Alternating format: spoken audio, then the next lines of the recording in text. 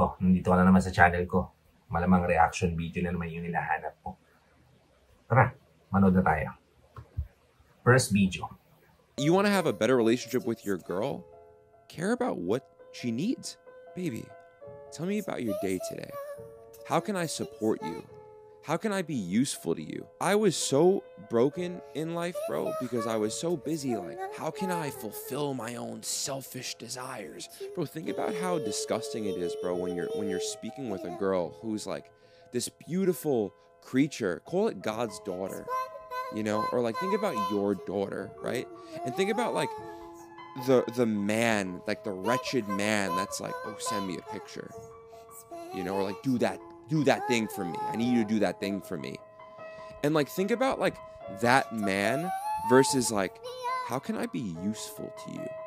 How can I make your life easier? Can I do anything for you? Like, how can I be supportive? Like, now I live my life in this place where like all I want to be in the world is useful. Ito yung sinasabi ko na balance, diba? Bilang puro give ng give at take ng take.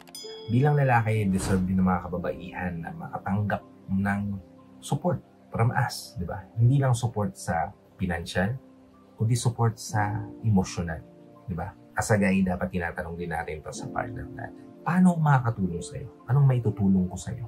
Di ba? Sabihin mo sa akin kung ano yung mga bagay na pwede kong maitulong sa'yo. Sabihin mo yan ng malumanay, nang hindi ka aggressive, nang hindi mataas yung boses mo para ibibigay niya sa'yo yung sagot na kailangan mo ng maayos din, diba? And then, let the magic happen, diba?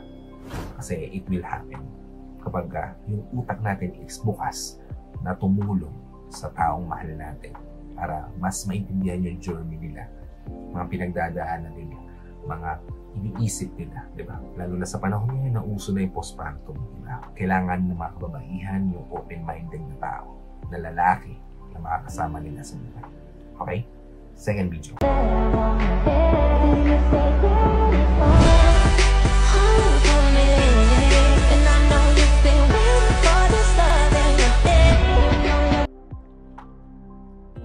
Ang kulit nitong video na to. Napanood ko to, naisip ko talaga agad yung misis ko. Kasi ganito ganda yung misis ko.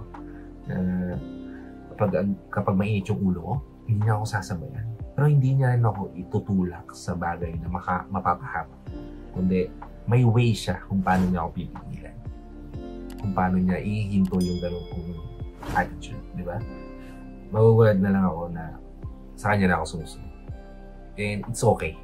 It's fine. Dahil hindi yun pag-control, kundi pag-guide yun. Di ba? Na maging tama yung magiging desisyon natin sa buhay. And I'm glad na panood ko itong video na ito dahil hindi lang ako natawa, nakarelate na ako.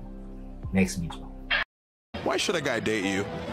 Well, I put them as my #1 priority, loyal, and I don't entertain any other guys. They have my full attention. And you think a man values loyalty the most in his woman? Yes, 100%. Why would a man want that? Because why does a man want a girl that talks to 50 million other guys? So if we were dating and then you had a guy slide in your DMs and he said, hey, you're beautiful, how would you respond to him?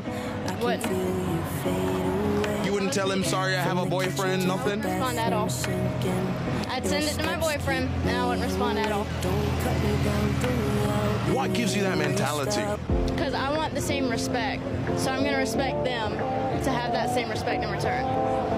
So you're a man, if a chick DM'd him, he should act the same way? Yes, 100%. What if your man was like a gynecologist and he worked on women all the time? Would you feel a type of way about that?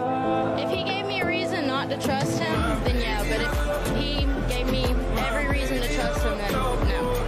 Ganun kahalaga yung respeto sa relasyon, di ba? Boom, di ba? It builds trust sa pagsasama. It builds, alam mo, yung peace of mind, di ba? Kasi alam mo na yung partner mo, hindi ka loloko loyal sa'yo, di ba? Kasi meron kang ibinibigay na respeto. Diba? Kung ano yung bagay na ginagawa mo sa iba, alam mong babalik sa iyo. No, kung ganyan yung pinaparamdam mo sa taong mahal mo, na willing kang respeto kung ano yung differences yung dalawa. I-respeto yung partner mo. Garantisado ko na i-respeto ka rin niya the way you respect him, di ba? Kung willing ka magtiwala ng buo, magtitiwala rin siya ng buo sa'yo. Ganon ka-magical yung love. Magkakaroon lang naman ng problema dahil ginagawa natin ng reason yung mga bagay-bagay. Na kahit smooth yung relasyon nyo, nag-iisip tayo ng way para magkaroon ng problema. Diba? Kasi hindi tayo kontento. Yun ang difference. Kung kontento ka, gagawin mong lahat para hindi siya mawala sa iyo. Diba? Respeto mo siya kasi nakakatanggap ka ng respeto mo sa kanya. Titiwala ka kasi nakakatanggap ka ng pagtitiwala. Nagiging loyal ka kasi nagiging loyal siya sa iyo. Ganon ka magical. Gawin na natin simple, gawin lang natin smooth, gawin lang natin kayong dalawa lang against the world. I hope nabigyan ko kayo ng insight ideas o tips dito sa video na ginawa ko. If nabigyan ko kayo ng ideas, insight o tips, please help me share this to your loved ones. Tapos sabi rin natin matulungan ng video na ito. Para nakatulong na kayo sa kanila, nakatulong na rin ako sa kanila. Sa lahat ng FW viewers natin at sa mga viewers natin dito sa Pilipinas na walang sawang nanonood, sumusuporta, palagi nakatune in sa video na ina-upload ko. Maraming salamat po sa pagkikiyan yung panonood at pagsuporta. Kung bago ka pa lang dito sa channel ko, please consider liking this video, hit the subscribe button and the notification bell para lagi ka updated sa mga videos na tulad nito na i-upload pa natin sa hinaharap. So, kita-kita tayo sa susunod na video. Ingat din palagi kapatid. Peace! Whenever your heart is broken